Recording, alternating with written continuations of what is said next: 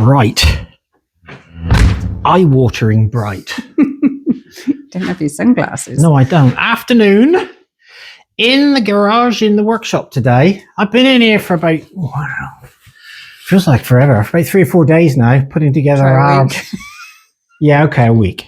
Putting together my propagation unit. It's very posh. It's very posh, isn't it? Yeah, that's why it's taking me so damn long. So, because I'm really lucky. I have a heated workshop, garage, more workshop. Truck's not coming in here. Tractor's in here. I was going to say you couldn't get the truck in here. Anyway, no, I couldn't. Garry. No, tractor's in here. I mean, obviously for the winter, it's nice. We've got it for clearing the driveway. But to give me somewhere to work and do projects, it's even better. So yeah, I've been spoiled, really spoiled now. And normally the rooted propagation area would be out in the polytunnel. That's what we've done always in the past. But it's a lot of work because I have to fleece it, and I have to fleece it really heavy. And it's difficult to insulate it as well. I mean, as an example, last night we hit -20 outside. So it's pretty chilly. And trying to insulate something outside in a polytunnel, it's not easy. So this is great. So apparently Julie said I had to show you guys how I built it. You should have. But I can't, because most of it's made out of metal, and you all know, if you've been following the channel, what a fan I'm not of building anything out of metal. It takes me forever. And the language in here, Garry. The language, that's right, because the Rottweiler's deaf, so he can't hear. Willow's used to it, so it doesn't matter. So anyway, what I've done, foam board. I've used foam board again. I like my foam board. So foam board on the top. It's actually sat on foam board as well. So two pieces of foam board. So good insulation top and bottom. And I've only got it sat on some black crates again. I mean, I'm using what we have here available. I'm trying not to spend too much money on this. So if obviously people can't get hold of foam board regularly. Spit it out. Spit it out. They normally cannot get hold of foam board. What can they use instead, Garry? Any thick insulation material would work. But I mean, if you're doing this in your basement, for instance, you may not need to insulate it.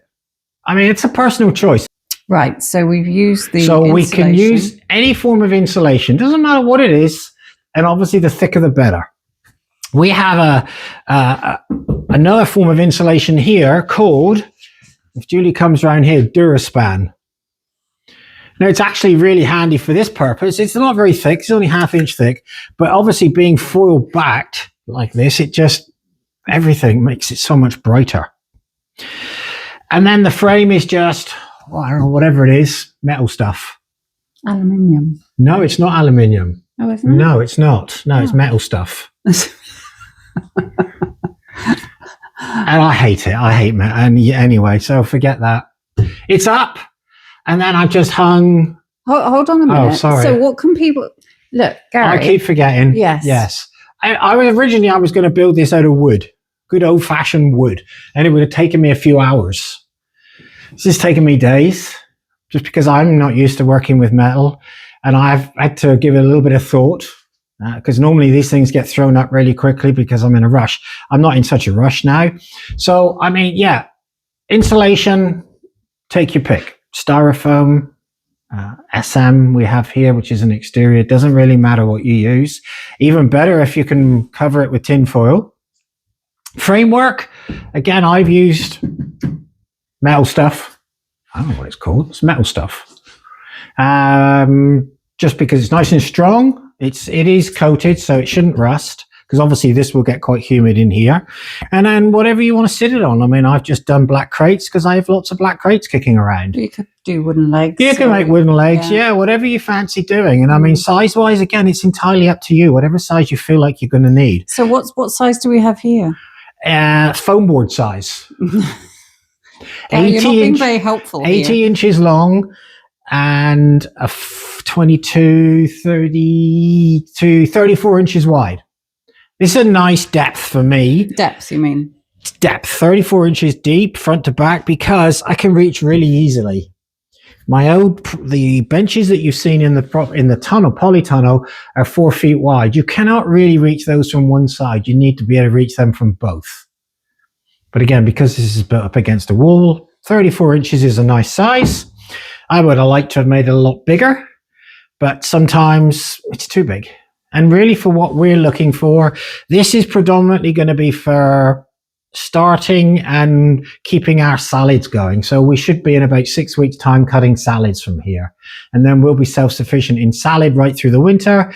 And also I'll be starting, obviously, our tomatoes, cucumbers, all our vegetables will get started in here and then move to the polytunnel, frost-free, whatever. That's a story for another day. Lighting. If you're on a budget, spend your money on your lights. To me, the most important part of any unit, anything that you're going to use for starting seedlings, lighting is the most important. And that is where most people fail. Now, I'll turn this one on and you will see if it works. Powered on. So turn that right back. So there's LED lighting. Now that's fairly bright.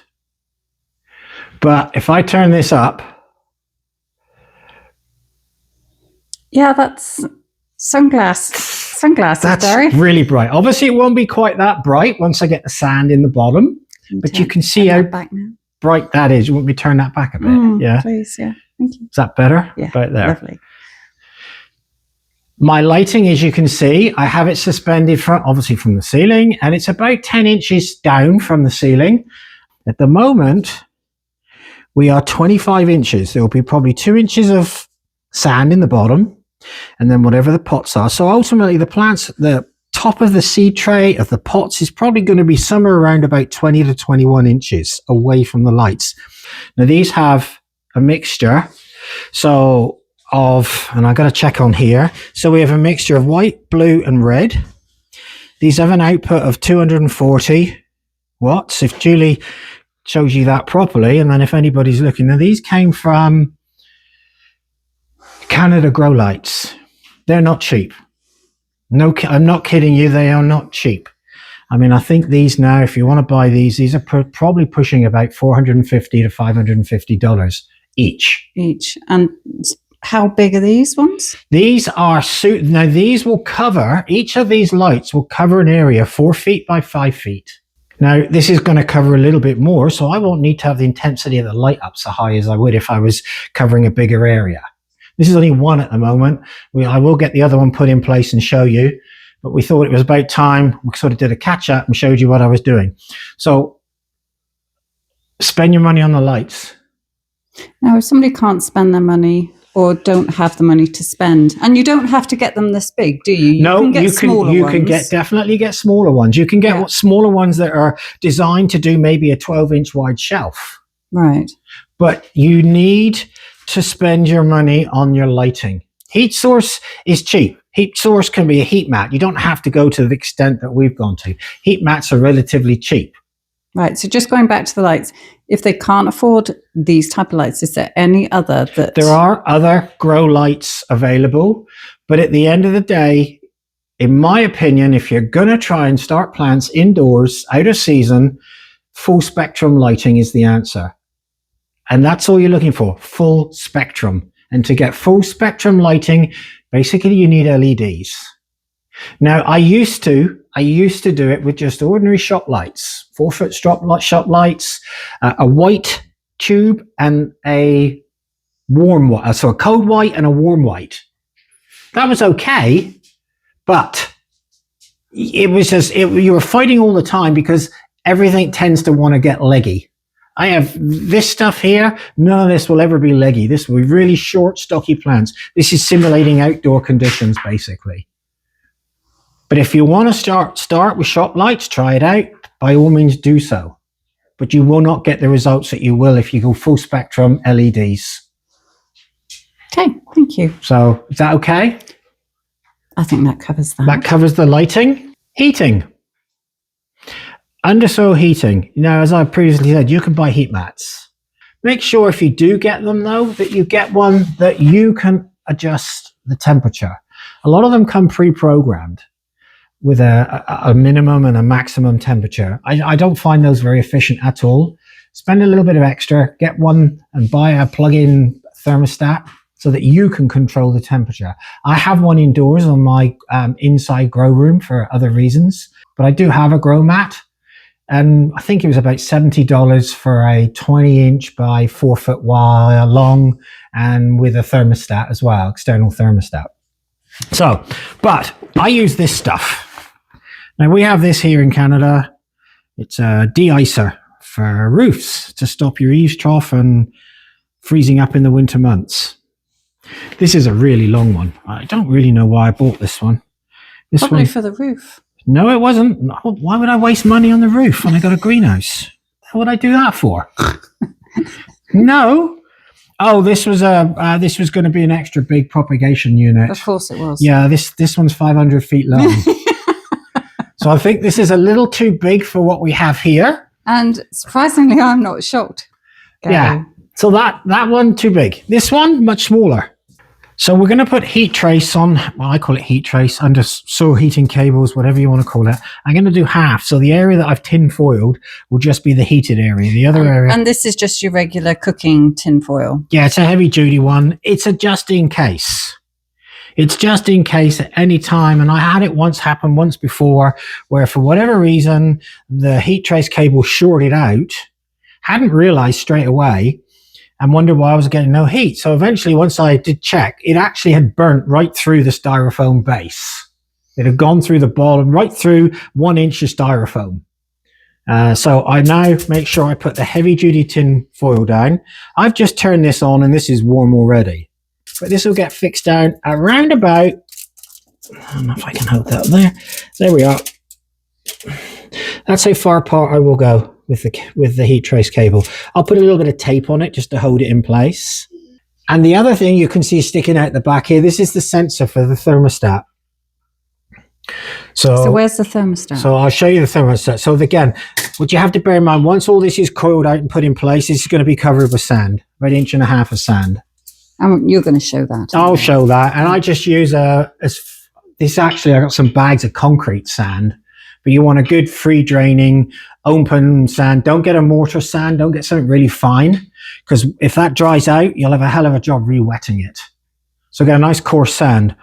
So thermostatically controlled. I just have that on the outside here. Now this is a commercial one. It's Dutch. And I mean, I find this is honestly the best I've ever found. So I have this. You can buy them off of Amazon. Inkbird do a half decent thermostat. They seem to work okay, but for me, I'm going commercial because we're using it for so much. I can't afford breakdowns. So that sort of wraps up where I am so far. What are you doing on the front? On the front, this is what took me so long. Because you keep losing things. No, because I wanted to do something different. Normally I would have poly. So I would stick poly up here on a piece of wood, roll it up and up and up and down, up and down. It's pain in the proverbial. So what I did was, we had some old composite decking material, 2 of them lying around. So then I had the brainwave. I thought, well, I wonder if I could. Because that groove is in this. That groove is in there. Yeah. It's in this material, both sides, top and bottom. So then I thought, well, I wonder if I put that top and bottom, whether I could just run some polycarbonate through it. And it actually does work. The top piece I haven't put on yet. I did put it on yesterday. So this actually, eventually, once it's finished, it's a little tight. I gotta just do a little bit of work. So that will go top and bottom, and then there's another piece of that material to come on the top, and then this will just be, there'll be several of these, and I'll just be able to slide these along. I might get a slightly thinner polycarbonate. This is quite a heavy one. I might get something just a touch thinner, and this is expensive. This will be actually the only thing that I will have had to purchase to build this. Everything else we had here. Yeah, even the metalwork. The metalwork we had here, that was some... So that's my dog choking itself. That was some pieces, some stuff I had left over from the polytunnel that we did. Foam board, I've always got foam board, and again, that was polytunnel stuff. The heat trace, this heating cable, and that's got really, really warm now. Yeah. Already, yeah. The heat trace I had, that came out of our old propagation unit. So it's, for me, it's been really low cost. But obviously, if I had to buy the lights, I mean, there's $1,000 straight off just on the lights. But for us, it was always worth it. I mean, I've had these now for 4 or 5 years. And we used to do a lot of the annuals for the wedding venue, didn't we? Yeah, when we had the wedding venue, I was producing basically all our annuals, all our vegetables, plus a lot of the shrubs, a lot of the perennials. So basically all the propagating went through. So it was well worth it. And my propagation unit that I used to have was 4 or 5 times this size. I had 2 lights like this at one end, and then the other end was different types of lighting just for keeping stuff ticking over. But yeah, these lights, like I said, the lights are fantastic. So that's where we are with that. I got a few more hours left to finish this off. Then we can then start doing some seed sowing. Guess what? Back to seed sowing. Back to seed sowing. But we're going to be seed sowing vegetables. So it's going to be a little different. And then also I'm going to be carrying out a trial. I'm going to be trialing about 8 or 9 different seed starting mixes. That you can buy at your local. Everybody can buy them. Yeah. Store, yeah. Canadian Tire, Walmart, Woolworths, wherever you are in the UK. I don't know, garden centres, other nurseries, Hilliers, wherever you fancy. We're going to try 8, I think it's 8 or 9, and just see what they're like. And we're going to use the same seed for all of the trays. Same seed in every single tray. Same conditions, every single tray. And I'm going to sow it. We're going to see what the germination is like. And the germination should not really change. It should all germinate the same. Well, there's actually one I don't think will, but we'll see. And it'll be the growth afterwards that I'm looking for. See what happens to plants once they get established a little bit in these composts. So we're going to do a seed one. And then sometime in the new year, I'm going to do a potting compost one. But that'll be a little later. But it'll be interesting for me because I know what I think. I have my opinions, which I'm going to keep to myself for now. But I will let you know. That's unusual.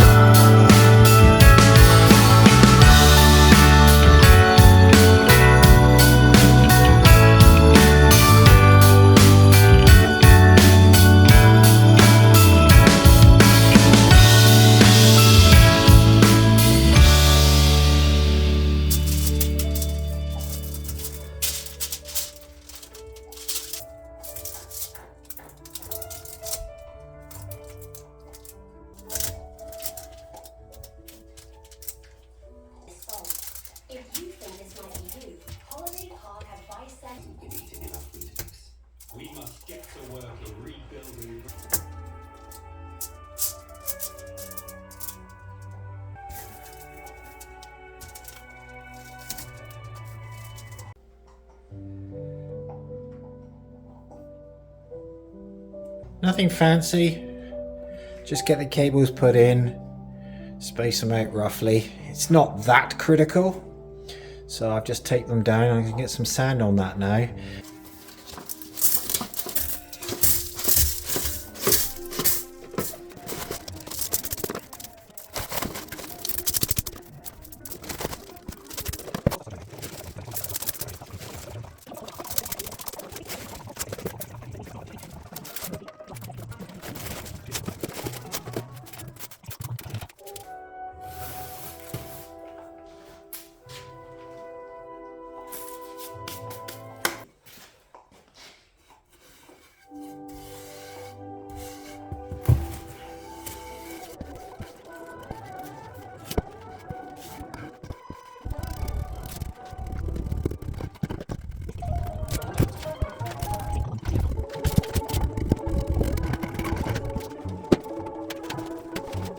So we've got about 2 to 2.5 inches of sand over the whole base.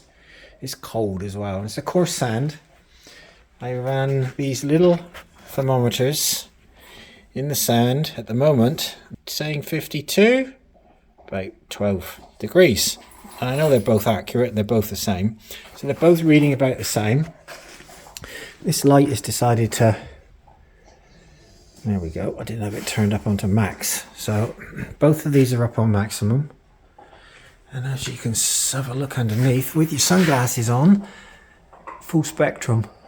The best for growing seedlings, flowers, vegetables, whatever you want to grow. Almost finished. A few little bits and pieces. And then, yes, I will show you when it's actually fully completed. It's finished. Is that? Yeah, it took freaking long enough, didn't it? Jesus. It looks very nice, Garry. It does look very nice. It's not big enough. You could do with it 3 times the size of that. It's funny, as soon as you put some seed trays in there, it actually looks quite small. But it looks like it's perfect for what we want for germination, which is what we're after. And really, more than anything, so that we can grow our salads right through the winter months. So we'll be self-sufficient once it germinates. We'll be self-sufficient in salads now, right through till whenever we can start putting stuff outside. Yeah, and then it's always nice, isn't it? Yeah, and then obviously there will be seed starting our vegetables after Christmas. But yeah, it's all finished. So, do you want your sunglasses on? I probably need them. Hang on, let's turn this one down. Let's see. Oh no, this one doesn't turn down. This one's... There we go. Oh, it does. Anyway, I just threw the sweet peas up on there for now. I may leave them on here. They won't have any heat, and they'll have no light either until they germinate. So, yeah, all finished. Got to get some more perspex. So this is just a piece I've had kicking around. Works relatively well. So I've got that. And then behind here, I have another runner. So I'm probably going to split this up into probably 4 lots. So 2 at the front, 2 at the back, so they overlap. And I will probably end up use some fleece for the front at night, because there's no heat in the garage at night. So I just pull a fleece down over at night, and then I'll flip it up again during the day. It won't need it. But even now with the light on, that's warm. So yeah, that one's done. Next project's going to be some raised beds, which I'm going to do again in the workshop garage here because it's too freaking cold outside. Snowing again. Oh, is it? Oh, yeah, so it is. Yeah, I think winter's here. So until next time, I don't know, have I said bye? I can't remember. You did, but I'm going to cut that out so you can say it again. Can I? Yeah. Bye. See you next time. Thank you. Bye.